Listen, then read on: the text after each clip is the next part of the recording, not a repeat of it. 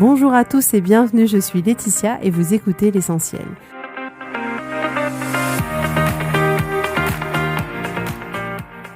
L'Essentiel est le podcast de coaching où je partage avec vous les outils et les techniques pour vous permettre d'avancer et d'avoir la vie que vous voulez.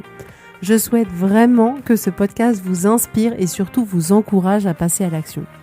Vous pourrez retrouver toutes les notes de l'épisode sur www.laetitiamonaca.com. Pour ne rien louper, abonnez-vous au podcast sur la plateforme d'écoute que vous utilisez pour être tenu informé des nouveaux épisodes. Et pour finir, si vous avez aimé ce podcast ou tout simplement que vous pensez qu'il peut aider d'autres personnes, parlez-en autour de vous, ce serait super chouette. Et laissez-moi 5 étoiles et un petit mot sympa, ça m'aidera énormément à le faire découvrir et ça fait toujours plaisir. Voilà, je vous souhaite à tous une bonne écoute.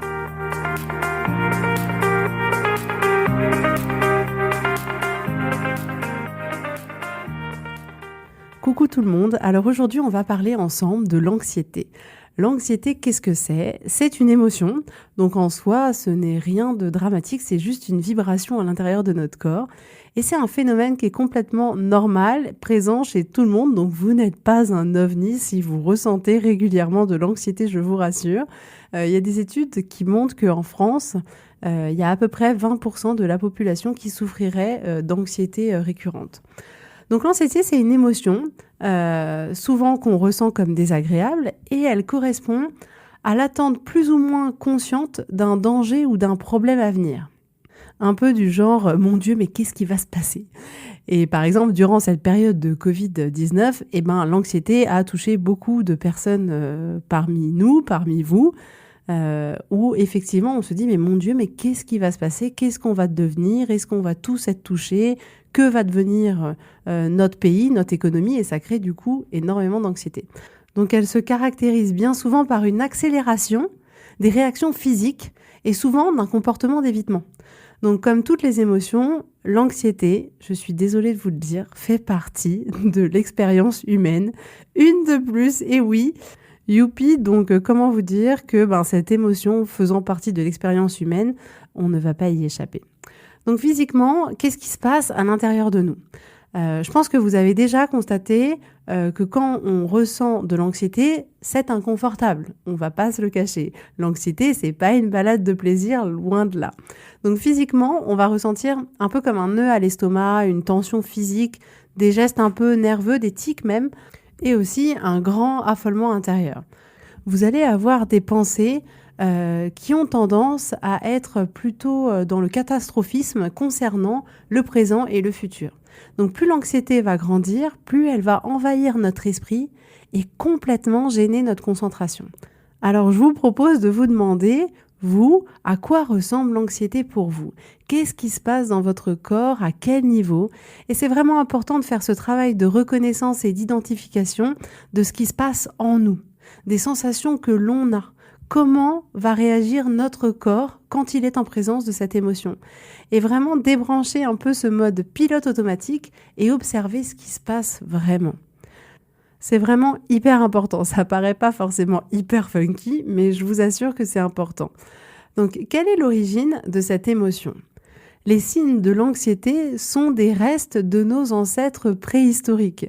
Donc comme je vous le répète finalement assez souvent, c'est en réalité des réactions de notre cerveau face à un danger ou à une menace qui nous permettaient à l'époque d'avoir les bons réflexes pour survivre, ce qui est, je vous l'accorde, plutôt utile quand même.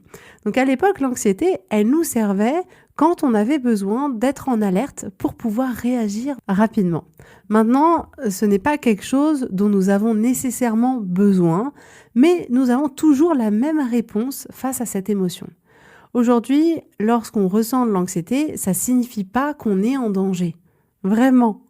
En tout cas, dans la grande majorité des cas, on ne l'est pas. On a des niveaux vraiment de dingue d'anxiété pour des raisons qui ne sont pas des dangers qui mettraient en jeu notre vie et notre sécurité. Par exemple, on est anxieux parce qu'on veut plaire à notre patron. On est anxieux quand notre fils ramène un 4 à son contrôle de maths et qu'on pense que il va rater sa vie. Et on est anxieux parce que durant le confinement, on a pris quelques kilos. Et voilà, on a plein d'anxiétés qui arrivent sur plein de petites choses du quotidien comme ça, mais qui, quand on les observe bien, on se rend compte qu'il n'y a pas de danger réel. Aujourd'hui, l'anxiété peut encore bien évidemment s'avérer très utile quand elle attire vraiment l'attention sur des dangers réels ou des situations à risque. Alors d'où vient l'anxiété ?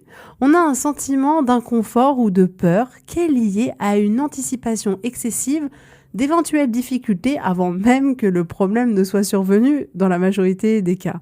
Donc vous savez les fameux « et s'il se passe ça, et s'il dit ça, et si j'arrive pas à faire ça, et si je perds tout, etc. etc. » Donc je vous rappelle, comme toutes les émotions, l'anxiété vient des pensées que vous avez au sujet des circonstances. On pense que quelque chose ne va pas et on se dit que ça va mal tourner, que ça va être compliqué. On pense que l'entretien annuel de demain avec notre boss va être difficile. Donc c'est bien ces pensées-là qui vont générer notre anxiété.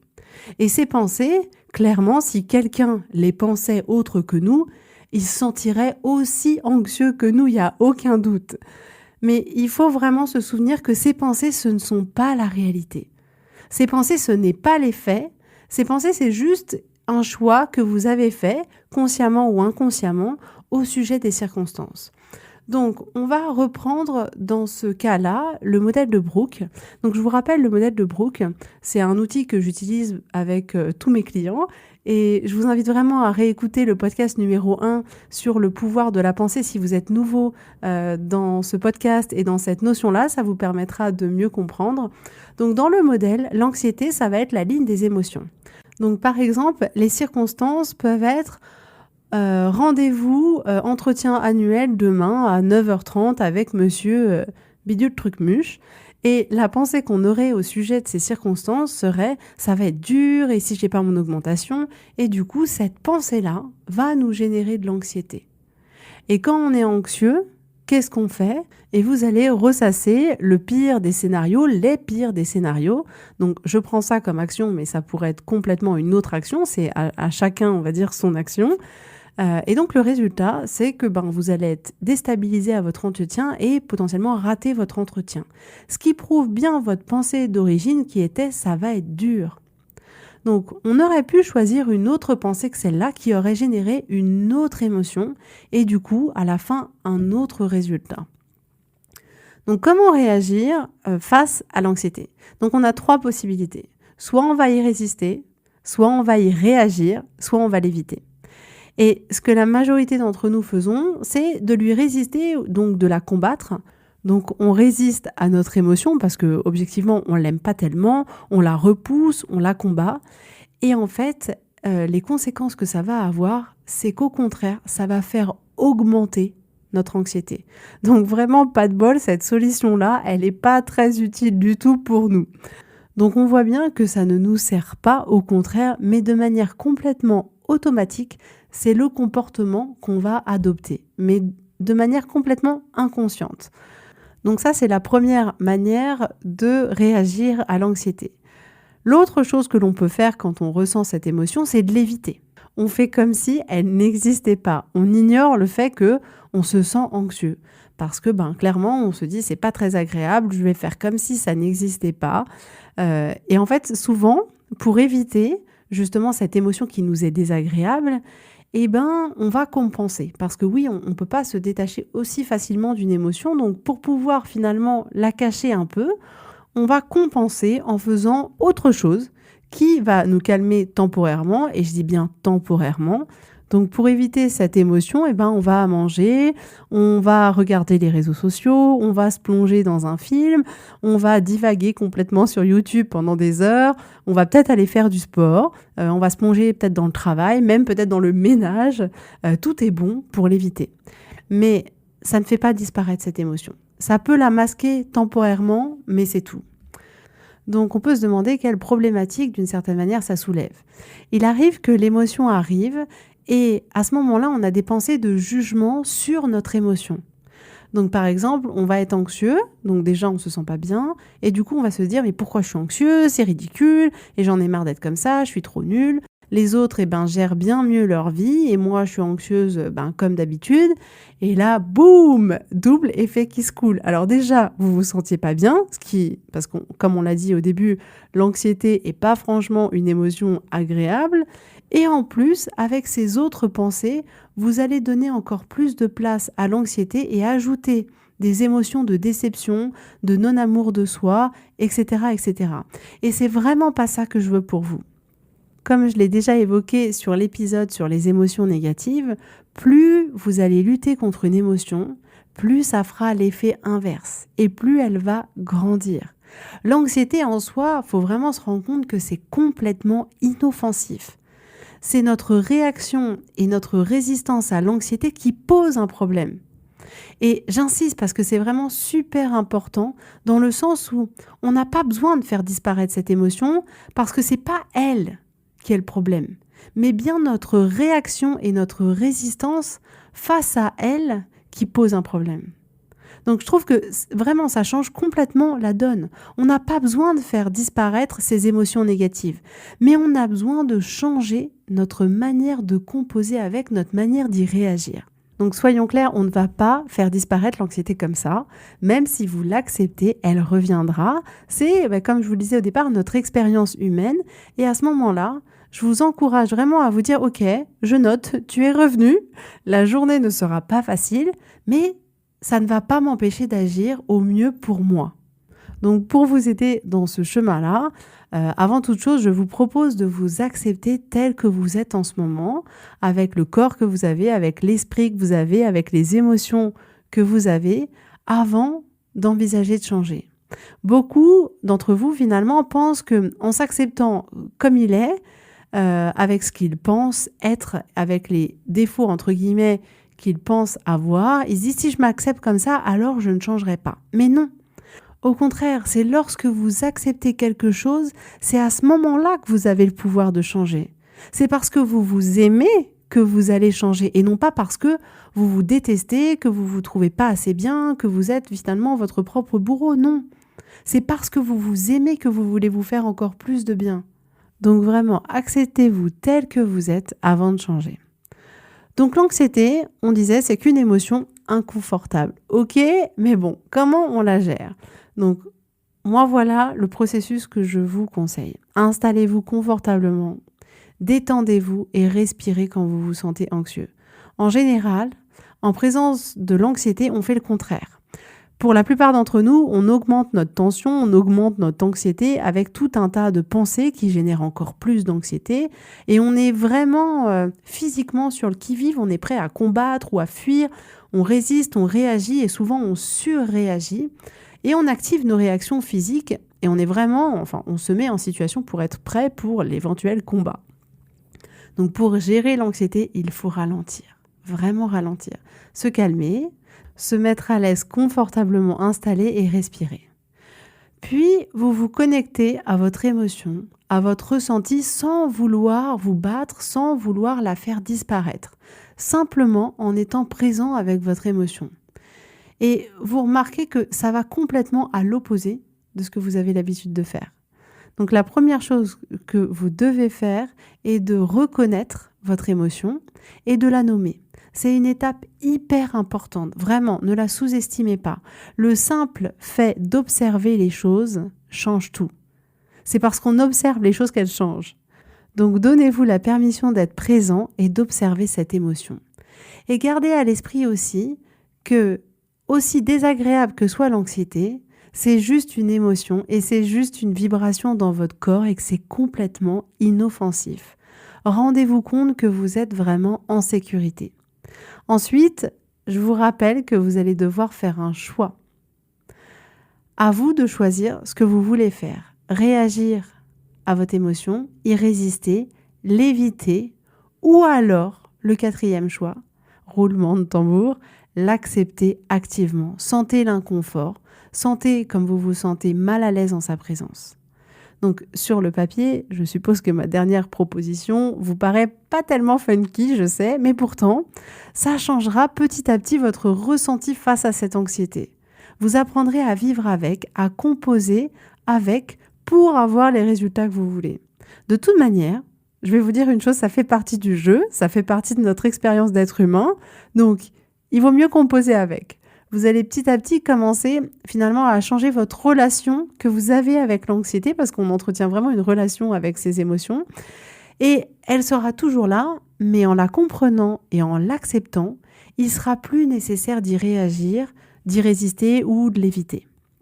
Donc je vous propose d'accepter cette émotion, de vivre avec, de la regarder, de l'observer, de la comprendre sans aucun jugement, avec toute la bienveillance, un peu comme si elle vous appartenait et en même temps elle vous appartenait pas, comme si vous étiez quelqu'un de l'extérieur qui la regardait. Mais accepter cette anxiété, et je précise, ça ne signifie pas que vous abandonnez, pas du tout. Ici, en fait, concrètement, on cherche à ce que vous repreniez votre pouvoir. Hyper important. Ensuite, vous vous souviendrez que les pensées génèrent vos émotions. À chaque fois que vous vous sentez anxieux, c'est parce que vous avez une pensée. Voire 2, voire 4, voire 1000, voire plus.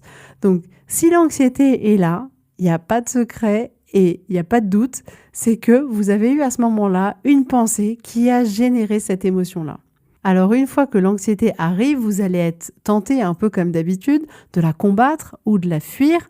Eh bien, je vous propose de vous asseoir, d'accepter sa présence, de ressentir ce qui se passe dans votre corps, quelles sensations, qu'est-ce que ça réveille, et d'écrire toutes les pensées que vous avez en tête. Et oui, comme je vous dis, tout vient de nos pensées, les petites chippies. Donc, ce qui se passe dans notre cerveau est parfois complètement dingue et on s'en rend pas compte, mais vraiment dingue dans le sens où parfois c'en est même illogique. Donc, il est toujours hyper intéressant finalement de l'observer. Donc, quand vous allez observer vos pensées, déjà, vous allez vraiment prendre conscience de ce qui se passe. Vous allez voir ce qu'il y a dans votre cerveau et bien évidemment que quand vous allez voir ce qu'il y a dedans, vous allez vous dire, mais en fait, c'est vrai, je pouvais être que anxieux avec de telles pensées. Tout le monde l'aurait été, en fait. Mais encore une fois, dites-vous, ces pensées, c'est pas la réalité. Ces pensées, ce ne sont pas les faits. Et ces pensées, c'est des choix que vous avez faits inconsciemment, certes, mais vous avez le choix, là, aujourd'hui, de choisir de penser autre chose pour générer une autre émotion. Donc, première chose, vraiment, écrivez toutes vos pensées et sortez-les de votre tête. Souvenez-vous, c'est vos pensées qui créent vos émotions.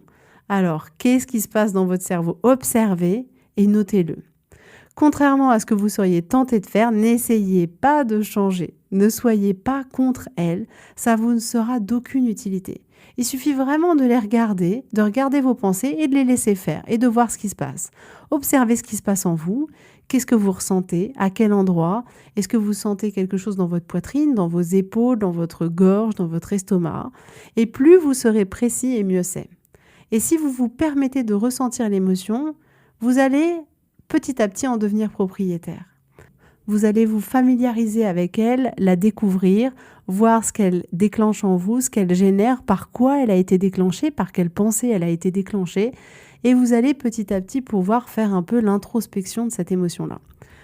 Donc l'anxiété, ça ne signifie pas que quelque chose va mal tourner. L'anxiété, ça signifie que vous êtes un être humain et que vous êtes vivant, ce qui est plutôt pas mal. Donc l'anxiété, c'est une émotion que la plupart de nous ressentons assez régulièrement.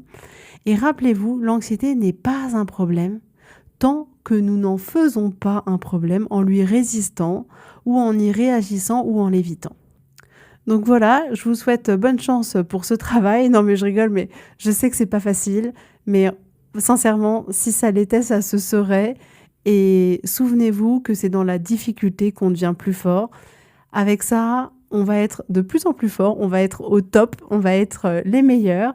Et vraiment, je sais que c'est un travail qui est pas forcément évident, surtout que c'est quelque chose qu'on n'a pas l'habitude de faire.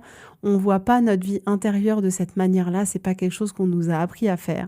Mais vraiment, petit à petit, quand vous allez reprendre le pouvoir de ce qui se passe à l'intérieur de vous, vous n'imaginez même pas le pouvoir que vous allez récupérer sur votre vie, sur vos décisions et sur vos résultats. C'est juste incroyable. Donc voilà, je vous souhaite vraiment plein de bonnes choses.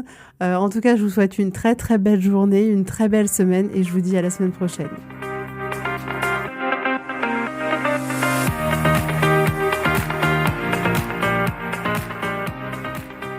Merci à tous d'avoir écouté l'essentiel. Si vous avez aimé ce podcast, prenez quelques secondes pour me laisser un avis, ça m'aidera énormément.